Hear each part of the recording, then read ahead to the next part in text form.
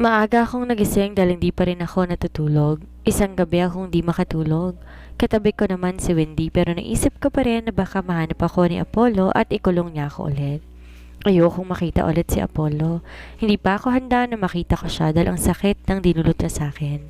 Iha, bigla ako napatingin kay Lola Mila na may daladalang kape. Umuusok pa to at amoy na amoy ko ang kape na dala niya. Uminom ka muna. Medyo madilim pa dahil alas 3 pa na madaling araw. Maya-maya mga alas 4 aalis na tayo.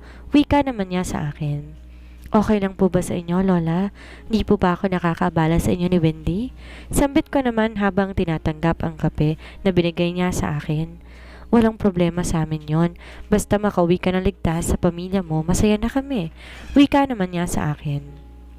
Bumuntong hininga ako at talungkot. Alam ko, isang kaibangan na namimiss ko si Apollo pero kailangan ko munang lumayo para maghilom ang mga sugat na iniwan niya sa akin. Salamat po Lola sa tulong ninyo. Kung hindi po dahil sa inyo baka po hanggang ngayon hindi pa rin ako nakakalabas. Wika ko naman habang nakangiti kay Lola Mila. Walang anuman. Ano ang pangalan mo? Tanong niya naman sa akin habang umiinom ng kape. May maliit na palang upuan at may maliit ding lamesa sa loob. Astrid po ang pangalan ko. Taga-probinsya po ako.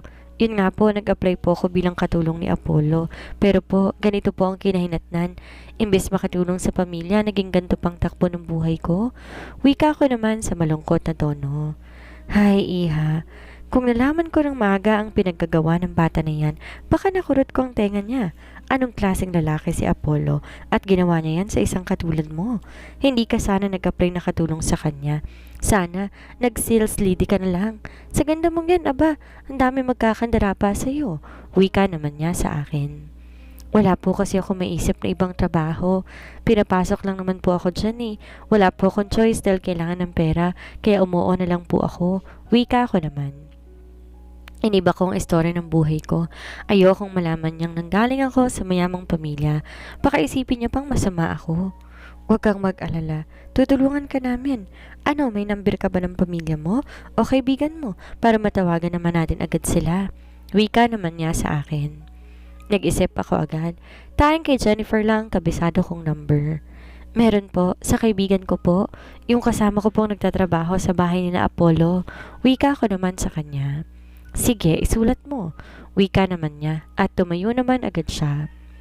Nagtungo agad siya sa bag ni Wendy, kumuha ng papel at ballpen. Ito, iha, isulat mo dyan ang number ng kaibigan mo para matawagan natin sa tindahan ni Pasing. Doon kasi ako laging tumatawag kapag tinatawagan ko ang ina nitong si Wendy. Nagtatrabaho kasi yan doon sa Maynila. Wika naman niya sa akin. Hindi po ba ito sakop ng Maynila? Takang tanong ko kay Lola Mila. Hindi, iha. Malayo ito sa Maynila. Babiyahe ka ng ilang oras bago ka makarating ng Maynila. Kung may sasakyan ka, madali lang makarating sa Maynila. Pero pag sasakay ka ng bus, aabutin ka ng 2 oras. Wika naman ni Lola Mila sa akin. Bumuntong hininga naman ako. Ay okay lang po. Basta makauwi lang po ako sa amin. Basta po maipaalam ko lang sa kaibigan ko na ligtas po ako at nakalaya na ako sa kamay ni Apollo. Wika ko naman kay Lola. Tumango siya sa akin at mukhang naawa siya sa kalagayan ko. Talagang batang yun. Pag talaga makikita ko yun mamaya kahit matanda na ako, talagang sisipain at kukurutin ko yung tenga niya. Ines na wika ni Lola. Magagayak na muna ako. Kakain muna tayo bago tayo aalis. Wika naman niya. Tumayo muna siya at aakit na sana pero bago pa siya makaakyat, nagsalita na ulit siya. Maglalakad pala tayo ng ilang minuto. Huwag kang matakot na makikita ka ni Apollo ha. Akong bahala sa'yo. Baka iiyak yan pag kinarot ko. Pakigising din si Wendy. Tulog mantika ang bata na yan eh. Wika naman Lola sa akin. Opo, Lola. Wika ko naman habang nakangiti sa kanya. Umalis na siya at nagtungo na sa taas sa may kusina nila. Ginising ko agad si Wendy para makapaghanda na rin siya. 4:00 na kasi ng umaga, kaya aalis na rin kami maya-maya. Wendy, gising na. Wika ko naman habang niyuyugog siya. Sambit niya at nag-unat-unat pa ito ng kamay niya. Ate, anong oras na po ba? San po si Lola? Tanong naman ni Wendy sa akin. Nasa taas, nagluluto. Aalis na raw tayo mamaya. Wika ko naman kay Wendy. Tumango naman siya at bumangon na. Malakas kasi ang kama nila kaya't kasya kaming tatlo. Kahit ganito ang bahay nila, masaya silang dalawa ng lola niya. Bigla ko tuloy na miss ang lola ko kahit di kami magkasundo ngayon. Pero nung bata ko, may masasayang moments din kami ni lola. Ate, tara na po sa taas. Huwag po kayong matulala dyan. Ligtas na po kayo, di ba? Sabi ni lola. Wika naman niya sa akin habang nakangiti ng malapad. Tumango naman ako habang nakangiti sa kanya. Tumayo ako at agad sumunod kay Wendy sa itaas. Nakita ko naman si Lola Mila na naghahanda na ng pagkain sa hapagkainan. Hala, tuyo! Salamat Lola, paborito ko po ito. Masayang wika ni Wendy. Bigla tuloy akong napatingin sa kanya. Ang arte-arte ko at sobra akong mapili sa mga pagkain. Pero itong si Wendy, masaya na siya kahit tuyo ang ulam niya. Ate, tara na po. Kumain na po kayo dito. Masarap po ito. Wika naman niya sa akin. Mabuti naman, ngumiti ako at nagsimula na ngang kumain. Maya-maya pa, natapos na rin kami sa pagkain. Nagkukwentuhan na lang kami at nagtatawanan. Tara na ate, wika naman ni Wendy. May dala-dala siyang flashlight kasi madilim pa sa labas. Nagsimula na kaming maglakad paalis ng bahay nila. Kinakabahan ako bago pumunta dito si Apollo. Ilang minuto lamang, nakita naman na kami ng tricycle na nakaparada sa may gilid. Fausto, ihatid mo kami sa bayan. Wika naman ni Lola. Lola Mila naman, uutangin nyo na naman yan. Wika naman ng isang lalaki.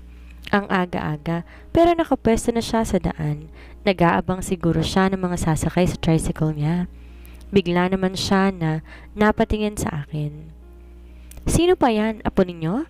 Tanong naman niya kay Lola Mila. Oo, ihatid ko yan sa bayan. Wika naman ni Lola Mila. Ay sige, tara na po, libre po ito. Wika naman niya at pinaandar niya ang tricycle niya. Iiling-iling naman ako dahil sa inaasta na lalaking to. Dari-dali kaming sumakay ni Wendy at ni Lola na makasakay na kami. Agad naman niya itong pinaandar. 1 oras bago kami makarating sa bayan. Salamat, Fausto. Wika ko naman habang nakangiti. Wala yun? Sambit naman niya sa akin habang nahihiya. Fausto, hintayin mo kami ha? Babalik pa kami doon ng apo ko na si Wendy. Wika naman ni Lola Mila.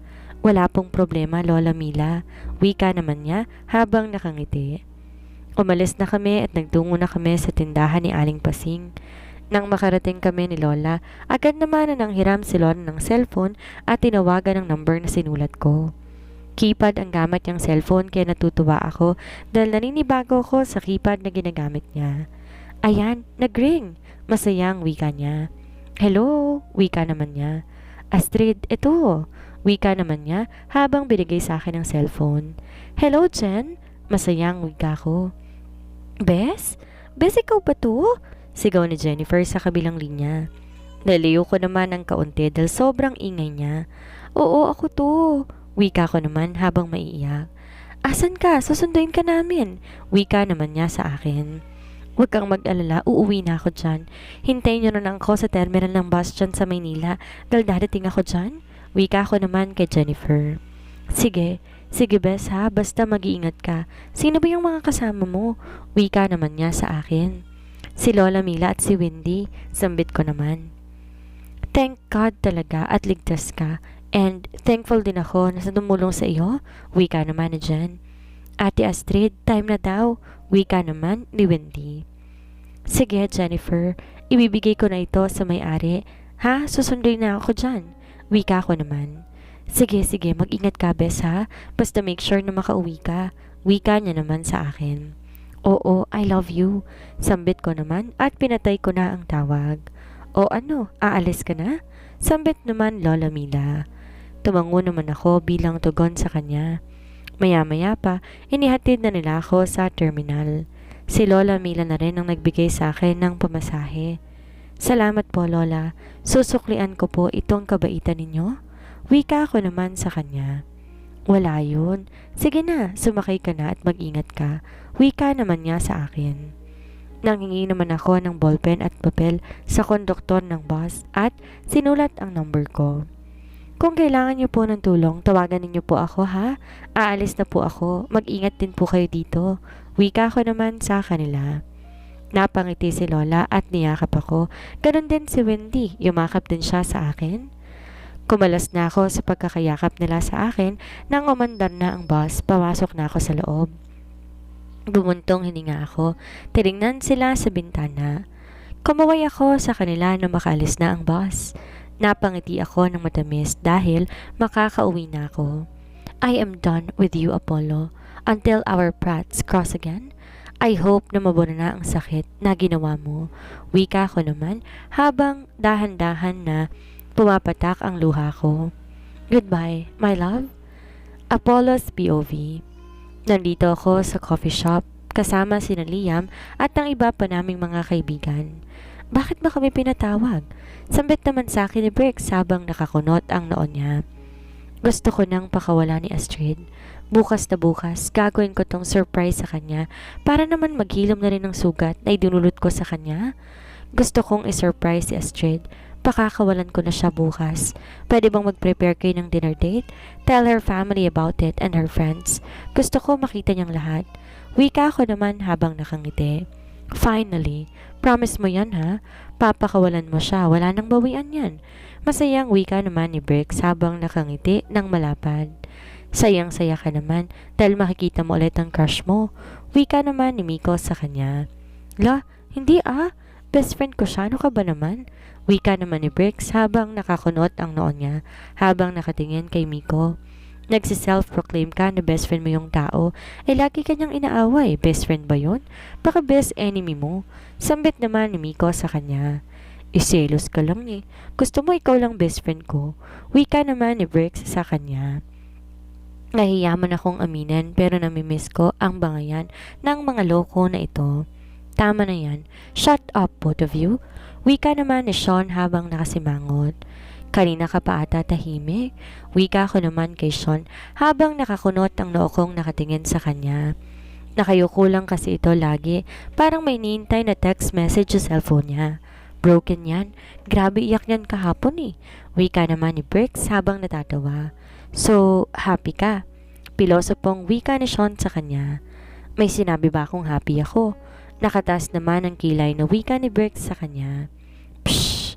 Iniintay kong text na dyan sa akin. Wika naman niya habang tinitingnan ang cellphone niya. Hoy, wag kang assuming. Nag-aaway kayo kahapon tas mag-e-expect ka ng tawag? Sabi nga niya, kaya kalimutan niya na tayo. Wika naman ni Briggs habang nakasimangot at nakatingin kay Sean. Kumunot ang noo ko dahil sa narinig ko kay Briggs. Bakit? Ano bang nangyayari? Sambit ko naman sa kanya. Kasi, gising na si Samantha kahapon. Di pumunta kaming lahat. Itong si Sean papansin kasi alam niya naman, iba ang mood ni Jennifer, nagpapansin pa. Yan tuloy, iyak malala siya. May galit kasi yun sa amin. Kaya hindi daw sinabi sa amin kung nasan si Astrid. Hindi mo nga sinabi sa amin eh. Wala nga kaming alam eh. Wika naman ni Briggs habang seryosong nagkukwento tungkol sa nangyari sa kanila ni Sean at Jennifer. Bumuntong hininga naman ako, tumingin kay Sean. It's all my fault, pero hayaan mo, bukas mapapatawad ka na niya. Wika ko naman. Umisi naman si Sean sa akin. Wag na, okay naman kami ng baby ko eh. Sambit niya naman sa akin. Nag-aak naman si Briggs na parang nasusuka. Ang OA mo naman, tawagan ninyo baby? Sambit naman ni Briggs kay Sean. Hindi naman siya pinansin ni Sean. Basta, yung sinabi ko sa inyo na dapat gumawa kayo ng surprises para sa pinakamamahal ko. Wika ko naman habang nakangiti ng matamis sa kanila. In love na kayong lahat ah. Wika naman ni Liam habang iiling-iling. Sus, ikaw din naman? Wika naman ni Miko habang kumakain ng fries. Bakit naman nadamay ako? Wika naman ni Liam habang nakakunot ang noon niya. Denial lang lalaki na to eh. Di mo lang matanggap na tamaan ka kay Samantha eh. Wika naman ni Miko kay Liam. Biglang natahimik si Liam at nakatingin sa malayo. O ano, naging dramatika na kasi totoo. Wika naman ni Miko. Natawa na lang kami dahil hindi na makasagot si Liam kay Miko. Basta Apollo, si Astrid ha, huwag mong kakalimutan yung pangako mo. Wika naman ni Briggs sa akin. Gagawin ko naman talaga yun. Wika ko naman habang iiling-iling.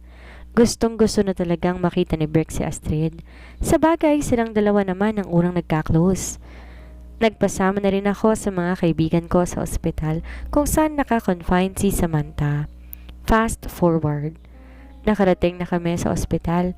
Pagpasok pa lang namin, tiningnan na kami ng nurse habang tumitili sila. Lakas ko talaga sa magandang binibini. Nakakasawa talagang maging gwapo. Wika naman ni Miko habang nagwiwing pa sa mga nurse na madadaanan namin. May dala-dala akong bulaklak at prutas. Yung iba naman, bumili sila ng pagkain. Ang lakas naman ng tama mo, Chong. Ako yung tinitilian nila, wag kang epal. Wika naman ni Briggs. Manahimik ka. Ako yung tinitilian nila, no? Sambit naman ni Miko. Nagbabangayan na silang dalawa hanggang makarating kami ng kwarto ni Samantha. Kumatok kami at bumukas ito. Bumungad sa amin ng mommy at daddy niya. Oh, andito pala kayo. Apollo, iho, bakit ngayon ka lang bumisita kay Samantha? Sabi ni tita sa akin. Yumakap naman ako sa kanya. Pasensya na po, tito. May inaasikaso lang po akong importante. Wika ko naman habang nakangiti. Agad naman akong pumunta kay Samantha. How are you? Wika ko naman habang nakangiti sa kanya. Sumimangot naman siya. Pshh, di ako okay. Nga pala, kaano-ano mo ba yung buwisit na fin na yon? Ines na wika naman ni Sam. My ex-girlfriend, sambit ko naman. She's a psycho, dagdag kong sambit kay Sam. Talagang baliw yun. Kung hindi sinusunod, gusto niya para ng baliw. Wika naman niya. Hayaan mo. Ako nang bahala sa babaeng yun. Wika ko naman. This time, hindi na ako magpapa-apekto sa takot na baka gawin niya rin ang ginawa niya kay mommy noon. Masyado akong nabulag sa takot nang dala rin sa trauma ko sa nangyari kay mommy, kaya humina ang loob ko. Nga pala, san si Astrid? Bakit di mo pinapunta sa akin? Nakakunot naman ang noo na wika ni Sam. Bumuntong hininga naman ako. Bukas na siya babalik dito. Huwag kang mag-alala, makikita mo rin yon. Wika ko naman kay Sam. Siguraduhin mo lang na wala kang ginawang kalokohan sa kanya dahil malilintikan ka. Wika naman niya sa akin. Natawa na lamang ako dahil sa pagbabanta niya sa akin. Ilang oras lamang ako doon dahil bibili pa ako ng isusuot ni Astrid para sa gagawin ko bukas. Sana naman pag ginawa ko to, matanggap niya ako ng unti-unti.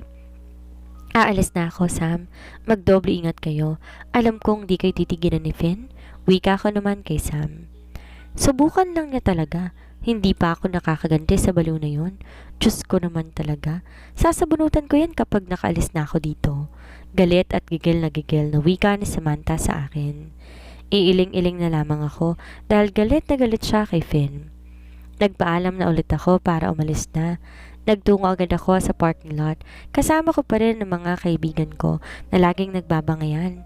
Wala namang ibang ginawa ang mga to, kundi magbangayan at kung ano-ano pa ang ginagawa ng mga to, parang mga baliw tulad ni Finn. Nga pala, pupunta muna ako sa isang butik. Bibili ako ng dress ni Astrid at susuotin niya para bukas. Wika ko naman habang nakangiti sa kanila. Sobrang excited ka, bro, ah. Wika naman Liam sa akin habang nakangiti din. Siyempre naman, alam ko sa gagawin kong to, talagang sasaya si Astrid. Wika ko naman kay Liam. Good choice, bro. Sambit naman niya sa akin. Sumakay na kami sa kotse. Agad na nagtungo sa butik para bumili ng damit ni Astrid. Nag-drive na ako at ilang minuto lamang ay nakarating na rin kami sa patutunguhan namin. Nag-park lang ako at agad na kaming bumaba isa-isa. Ilang minuto lamang ang ginugol namin sa butik na yon. Asul naman ang dress na binili ko, may butterfly na design. Ganon din yung binili kong heels para sa kanya, may butterfly design din to. Umalis na rin ako after kong makabili ng susuotin ni Astrid.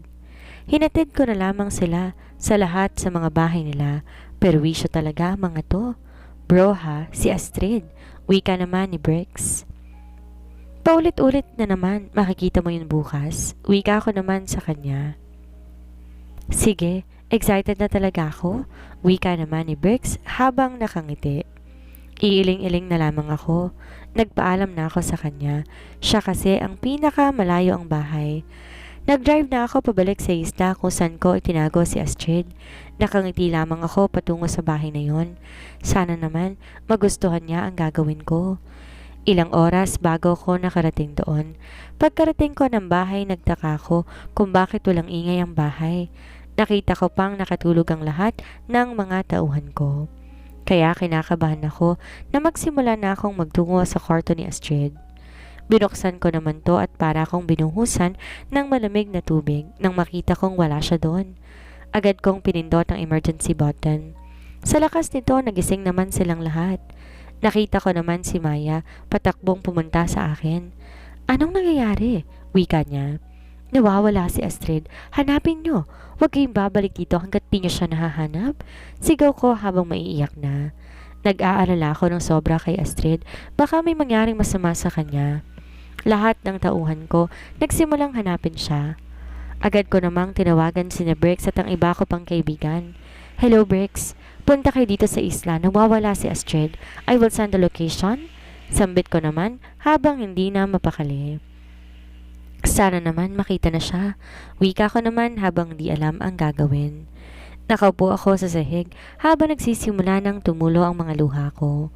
Kung nakaalis man siya dito, hindi ko na siya makikitang muli. Wika ko naman habang umiiyak. Hindi pwede. Kailangan ko siyang makitang muli. Hahanapin kita, Astrid. Hahanapin kita. Sambit ko naman at tumayo na.